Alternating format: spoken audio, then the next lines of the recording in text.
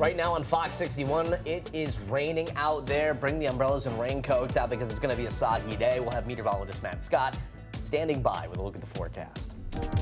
And we are less than 5 hours away from the first early voting ballots from being cast. What you need to know, that's coming up on the Fox 61 Morning News. That starts now.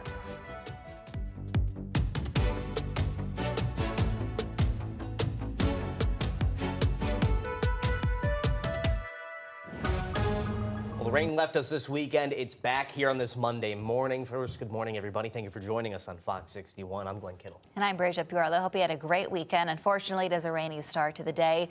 There is a flood warning right now in effect in Litchfield and Fairfield counties. Matt, that's where we're seeing the biggest impact. But the rest of us will still see heavy rain, lightning at times as well. Yeah, I think this is going to be an issue that we're going to be dealing with primarily in the morning through midday period, but then in the afternoon, whereas it will taper off in terms of its widespread activity, it will still have a lot of punch to it, so stand by for that. Good morning to you. Weather impact alert in effect until 8 o'clock tonight. As Bridget mentioned, Litchfield and Fairfield counties under, parts I should say, under a flash flood warning right now. That goes for another 30 minutes. Hartford and New Haven obviously looking soggified. Hartford seeing some pretty impressive rain. And a new flash flood warning has just been posted, by the way. Let's do this on the fly for parts. I'll move this over so you can see. So yeah, parts of Hartford County. We'll get you up to date with that. I would suspect that will go at least until 7 a.m., if not 7:30. We'll check on that. All right, here's the radar in review. And again, you can see why. Where it is tracking to the north and east, you've got some monster rains that are falling. Let's first take you over into Litchfield County, where from Torrington to Canton along 44, seeing some heavy rain. The airport, Bradley, call ahead. You may have some delays because of heavy rain on the tarmac right now. And then you've got another little cell that's pushing just to the north of Hartford, to the north and east of South Windsor. You're on deck for that. Also Coventry, Andover, and Bolton, seeing some heavy rain there. Now let me show you the Naugatuck Valley, because I think this is going to be a real issue over the next 30 minutes. You are talking about some heavy rain pushing out of Fairfield towards Trumbull. Again, this is moving to the east-northeast. So Ansonia, Shelton, Seymour, you're on deck. And it wouldn't surprise me right along Route 8 if we see a flood warning get posted as well. Look at the guidance, focus on the colors, because that is the computer's way of telling you that some of this may produce a lot of rain in a short amount of time. So if you're not getting any for a spell, that's fine. But once it does pick up, it may pick up quickly. We're going to keep it like that through at least the morning through midday period. And then in the afternoon, you'll see, whereas, yeah, it gets broken up a bit, some of those cells are still going to be quite strong. We'll keep this all the way till about 6, 7 o'clock tonight, and then we'll get some clearing going, and that'll set up for a much better Tuesday forecast. Just got to get there. We'll talk about that part of the story coming up in a few minutes. 6:03. Let's go to the roads right now. Bridget, take it away. All right, that heavy rain you were talking about, Matt, also causing a number of crashes right now in Southington. A single vehicle crash on I-84, the eastbound side between exits 31 and 32. The right lane is now blocked off, so note that. Also in Waterbury, there's a 3-vehicle crash, also on 84 east between exits 25A and 26. The left lane is closed, so traffic is crawling around that. And we have several trees down this morning in Summers. This is at Quality Avenue, and then Derby. We have another tree down on Route 8. This is the southbound side between exits 15 and 13. And finally in Burlington as well, Canton Road closed at Sandbank Hill due to a tree down, and some of these trees are on wires, so it's going to be slow going for many of you if you're driving through that area. Let's see how it's affecting drive times. If we skip ahead here, we're going to skip through that. And here we go. We're going to go to Hartford drive times now. And right now, they are not being affected in and out of the capital city. 6 minutes from East Hartford to downtown. Taking a live look outside at Cheshire, where you see that the roads are wet. Traffic is still moving at a steady pace there. Drive times elsewhere, Cromwell to New Haven, 27 minutes along 91. And a little slow going, New Haven to Bridgeport at 26 minutes. Travel speeds 48 miles per hour along 95 South. That's not too bad, but we are expecting traffic to slow down as the volumes pick up. Take a slow out there. Hydroplaning and flooding is a concern. An update to a story now out of Waterbury. A water main break has finally been repaired. This is the second break in a single week. We told you about this as breaking news. This latest one disrupted service for more than 5,000 home and business owners. Fox 61's Kate Pattyfoot spoke with people who were affected. While the water in Waterbury is being restored, people tell me the distribution site has been beyond helpful. On Saturday morning, Waterbury's water department and Dayton Construction completed repairs to the second transmission water main break on Tompkins Street. While crews were fixing the first break on Friday, another break occurred during those restoration efforts. City officials say water is slowly being restored, with service expected to return as pressure builds throughout the system. And as water starts to pour in, the city continued handing out water bottles on Sunday. Rubia Pruden says the site has helped her save money.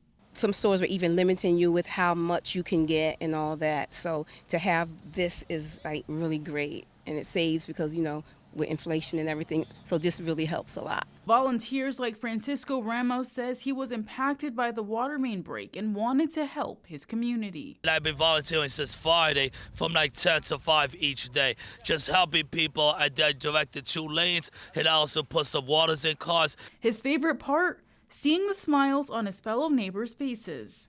And knowing how we made a difference in coming together, for better or worse, because no matter what, at the end of the day, we're all in this together. In a statement from Waterbury Mayor Paul Pernuski Jr., he said, quote, "While we are encouraged that water is once again moving through the system, we ask residents to remain patient as pressure is restored, the system is flushed, and water quality testing continues." End quote.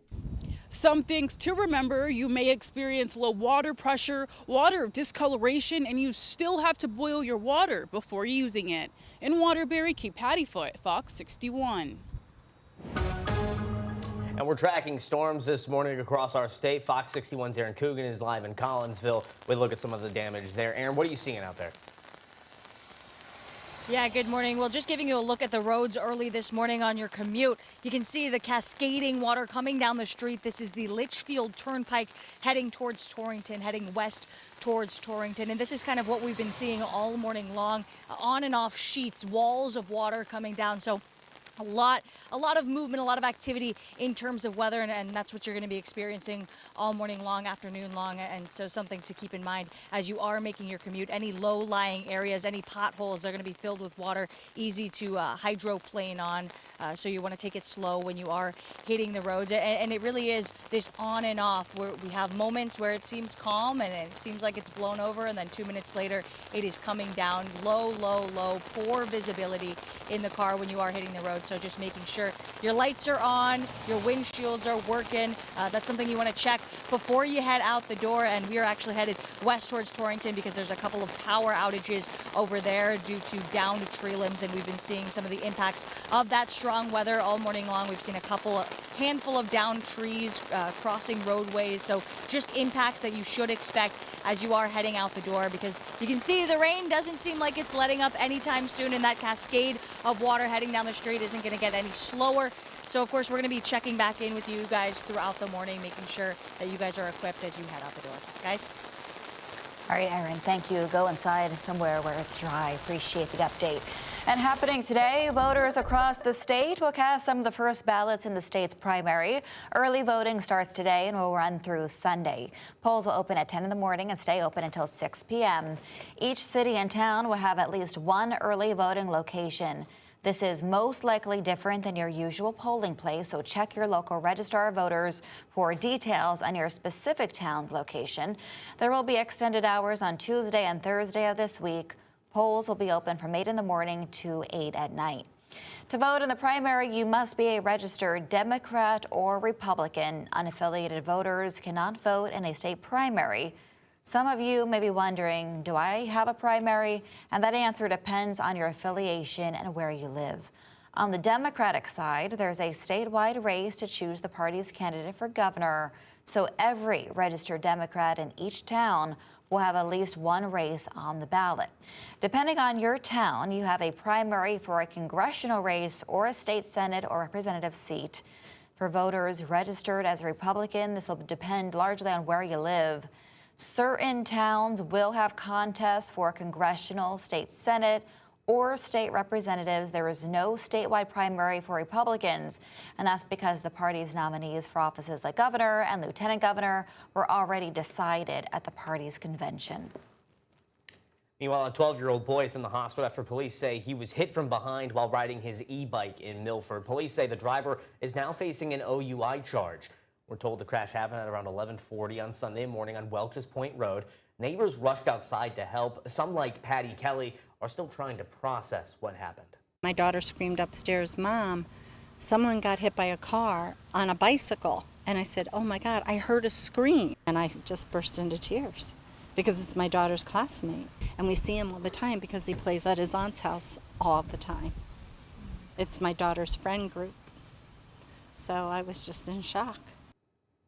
Neighbors say speeding has been a long-standing issue with past crashes and close calls on this road. Police ask that anyone who has information about the crash, they're being asked to come forward. The search for a teen that went missing in a river in New Haven was called off over the weekend. Fox 61's Valerie Moravi shares what we know so far this morning. Well, police say the possible body of the missing teen was found near where he was last seen last week. Police say a body matching the description of 13-year-old boy King Best was discovered on the West River in New Haven around 6 a.m. Sunday. Police say the discovery was made by a fisherman and the body was located behind the car wash. I think it's overwhelming, like, kids being drowned and, being missing and stuff like that. The discovery comes a day after New Haven Mayor Justin Elliger said crews exhausted every option but had to call off the recovery efforts Saturday at noon. A bouquet of flowers now lies on the Boston Post Road Bridge, where police say King jumped off around 4:30 a.m. last Thursday. As the city mourns the loss of King, Anthony Sanabria says his heart goes out to the family. I think it's sad that the mother, it's overwhelmed. I think I don't know what she's doing, It's very sad. She's probably drowning herself, and it's sad for her, I think that us as a community, we should look, and help and make sure that people are safe out there. Now, police say they won't be able to confirm the identity of the victim until an autopsy is performed by the Connecticut office of the chief medical examiner. In New Haven, Valerie Moravi, Fox 61.